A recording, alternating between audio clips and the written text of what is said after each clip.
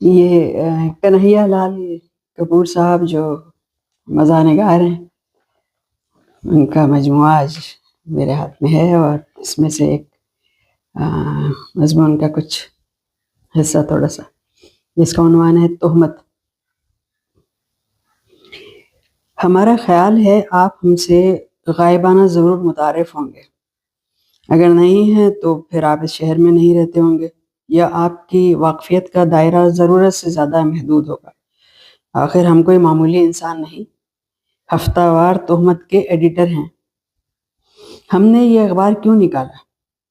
یہ مت پوچھیے، نہایت دردناک داستان ہے۔ BA میں 4 بار فیل ہونے کے بعد جب ظالم سماج نے ہمیں چپڑاسی تک کی نوکری دینے سے انکار کر دیا تو تنگ آمد بجنگ آمد کے مصداق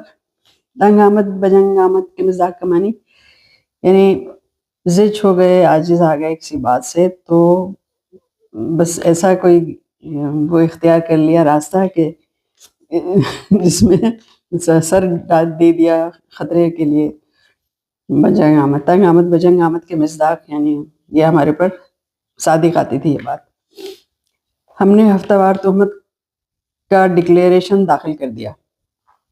پچھلے 3 سال سے یہ اخبار نکال رہے ہیں، اور سچ تو یہ ہے کہ بڑے آرام سے ہیں۔ اب سوچتے ہیں کہ شروع سے یہ دھندہ اختیار کیا ہوتا تو اس وقت ایک ڈیلکس امریکن کار کے مالک ہوتے۔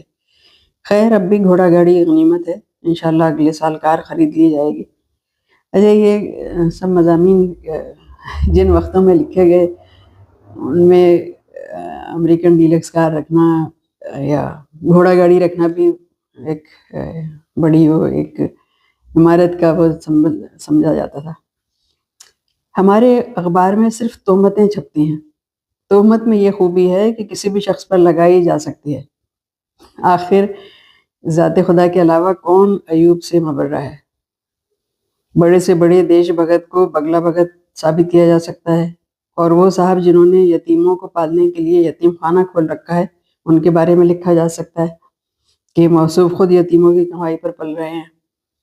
امید ہے اب آپ سمجھ گئے ہوں گے کہ ہم آئے دن کس لیے سنسنی خیز انکشافات کرتے رہتے ہیں، لیکن اگر آپ کا خیال ہے کہ ہم محض سنسنی کے لیے سنسنی پھیلاتے ہیں تو یقیناً آپ حق بجانب نہیں۔ اسی طرح اگر آپ سمجھتے ہیں کہ ہمارا مقصد لوگوں کو بے نقاب کرنا ہے تو اس ضمن میں یہ عرض ہے کہ ہم واعظ ہیں نہ ناصح۔ ہم تو فقط ایک کاروباری آدمی ہیں، اور ہر ایک سمجھدار بیوپاری کی طرح زیادہ سے زیادہ روپیہ کمانا ہمارا نصب العین ہے۔